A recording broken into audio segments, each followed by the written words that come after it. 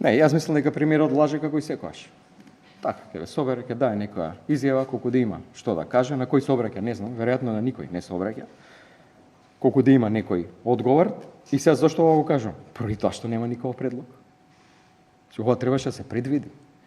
Војните действија на Блискиот Исток започнаа повеќе недели пред да скокне цената на нафтата на светските пазари. Ова беше предвидливо. Дека ќе се затвори Ормудскиот теснец, тоа исто така го предвидуваа светските медиуми. Само ние сме некако изненадени. Зошто не се направи нешто како што направија сите околни земји некое време претходно? Дури и сега кога втор пат се зголемува цената на дериватите, на бензинот и на дизелот, премиерот нешто ќе разгледува. Што ќе разгледува?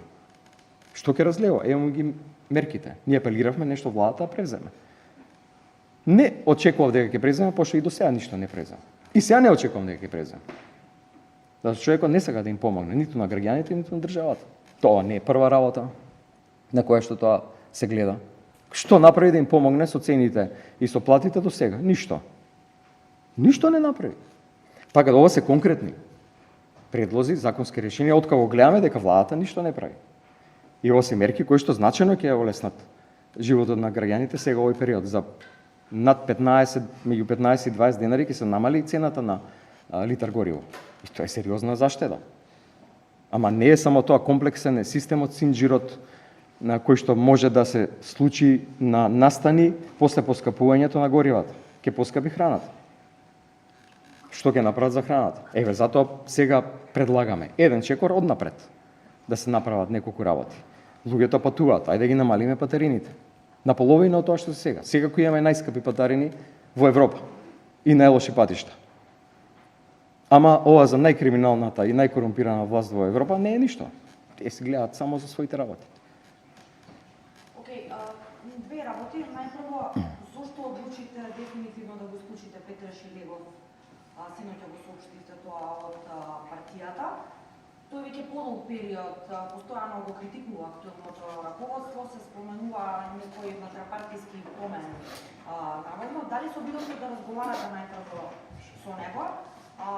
И зошто ваков чекор? Дали, бидејќи СДСМ важала за партија во која што се слуша и се почитува туѓото и различното мислење, каде сега пукна тиквата меѓу вас? Добро, точно е дека се почитувало и се слушало туѓото мислење, така и сега, така и ќе биде и понатаму. Овде не станува збор за туѓо и поинакво мислење, поради тоа што и тоа мислење беше сослушано, тука станува за процес на одработување за ВМРО ДПМН и за внатрешна поделба на партијата. После сите наши проверки и информации стигнавме до тој заклучок. Извршниот одбор таа одлука ја донесе со консензус. Никој не гласаше против. Ја нема да дозволам луѓе да делат СДСМ понатаму. Затоа што имаме работа со криминална и корумпирана власт, која што ништо не може да го направи, да го спречи падот на анкетите, кој што е евидентен, веројатно и вие ги имате на тие анкети, на кои што ваков пад на ВМРО ДПМН до сега немало, а ние имаме раст. Единствено нешто што може да прават е да делат партијата од внатре. И така да не ситнат, за да владеат така како што сака да владеат. Ние тоа нема да го дозволиме. Таква поделба се случи во 21 година. Во 24-та силна националистичка и лажна кампања, во 25-та година самиот Шилегов кажа дека он не работел за СДСМ. И има и други такви луѓе кои што не работеле за СДСМ на изборите 25-та година. Вие ме прашувавте на што се должат резултатите. Еве он ви кажа на што се должат резултатите. Такви како што се. Јас тоа повеќе не го дозволувам.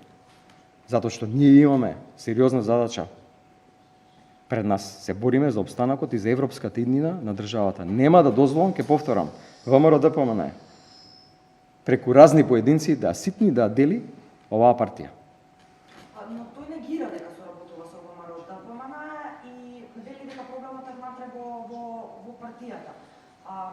Имате ли вие докази воопшто како, например, Петар Шилегов соработува со ВМРО ДПМН и која? Гледайте, оваа партија има легитимно избрани органи и тела. Со ова приказната за Петар Шилегов заврши. Добро, и само уште едно прашање, споменавте претходно дека ќе отворате заеднички фронт, како што го нарекувате, со некои земји од регионот, апропо Европската унија и борбата со корупцијата. Може повеќе да не кажете за кои земји станува збор? Гледайте, тоа се сестринските партии од Србија, Црна Гора, Босна, Херцеговина, Албанија, сите проевропски партии.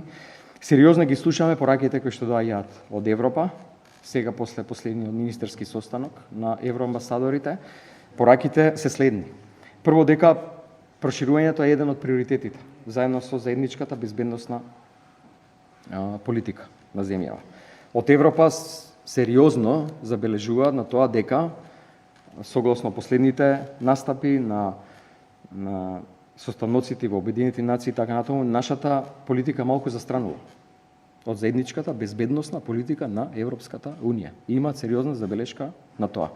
Тоа е првиот момент.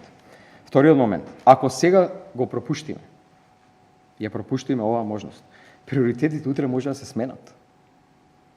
Може ќе се стави акцент на Молдавија, на Украина и така натаму. Може би ќе се испланираат буџетите поинаку. Може да останеме без предвидените средства. Може во ИПА 4 и така натаму да нема средства за нас. Ако од Европа гледа дека ние не го правиме потребниот чекор и ние не сакаме да одиме во Европа поради тоа што власта се однесува така како што се однесува, тие ќе кажат па чекајте, ние не ве планираме повеќе. Што тогаш ќе правиме? Што тогаш ќе правиме? Во каков проблем тогаш ќе бидеме? Веќе се пишува договорот за членство на Црна Гора. Во Подгорица во јуни ќе има самит на Европска унија за Западен Балкан за прв пат надвор од Брисел. Во Подгорица ќе биде. И тогаш се прават плановите следни 2, 4, 8, 10 годишни. Што ќе се случи ако после тоа луѓето гледаат дека ние не правиме никаков чекор и не остаат сами? Ние нема да имаме опција. Ние нема може да надминеме економски и финансиски кризата во која што ќе не стави на оваа криминална власт. Не е само политичко прашањето за нашата интеграција и реформите и се што како бенефит носат реформските процеси. Сериозно економско прашање криза ќе биде ако се случи ова и понатаму одолговлекување на сите овие процеси. Така да многу е сериозна работата и затоа правиме една таква иницијатива. Сакаме јасно да кажеме дека европското прашање ќе биде високо на агендата. Успеа со една националистичка реторика сите тие политички договори, постапки и така натаму во 24-та година да го сведат на едно предавство. И им успеа на ВМРО ДПМН. Ние они така владаат. Дека сме ние предавници што сме го сменили името, што е донесен усвоен францускиот предлог и така натаму. Ама тоа е патот напред. Тоа е патот напред, нема ништо предавничко во тоа, ништо не е загрозено од нашиот идентитет. Еден чекор по чекор сме одели напред. И сега тоа кога треба да се случи следен чекор, ставањето на малцинствата во уставот, бугарите, хрватите и така натаму, да се отворат досијата на УДБА, што го направило секоја бивша социјалистичка земја, а ние не сме го направиле. Сега најнаш ВМРО ДПМН става стоп. И што прави српскиот свет? Сомнителен капитал, своји бизниси, ништо. Ништо е ова денеска што ништо не се прави за граѓаните е уште еден од аргументите во прилог на целата оваа приказна. Така да многу е сериозно и безбедносно и финансиско, економско прашањето за еднината на земјава и на граѓаните.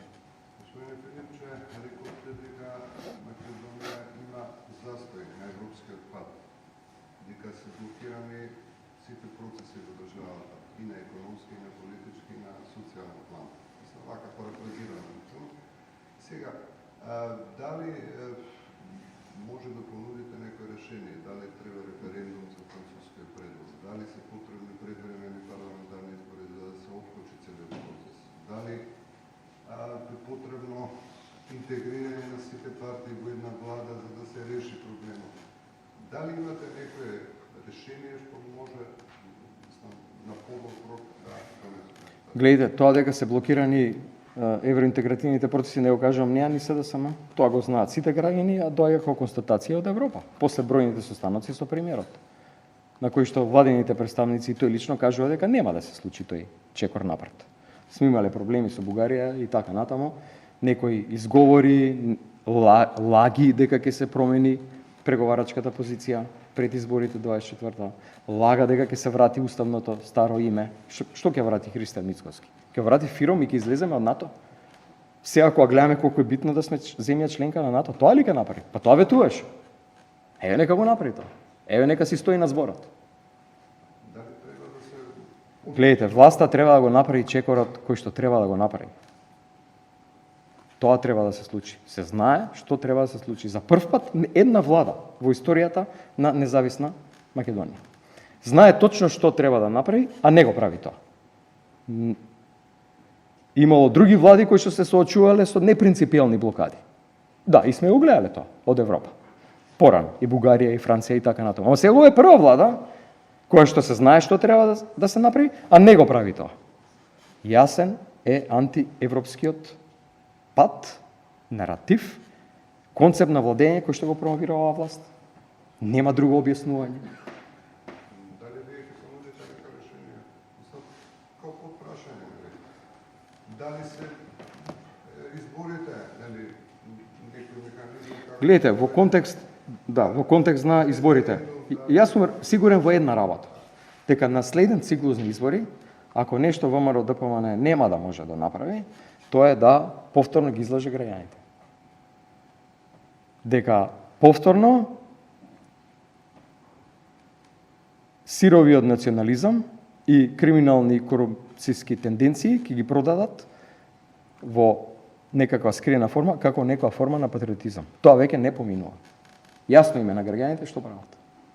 Господин Филип, малку како наводно на Петроши Левов, рековте дека имате информации од соработува со ВМРО ДПМН, меѓутоа пред да го исклучите од партијата, тој во интервју кажа дека вие сте тој кој што има договор со Христијан Мицкоски. Соработувате ли вие со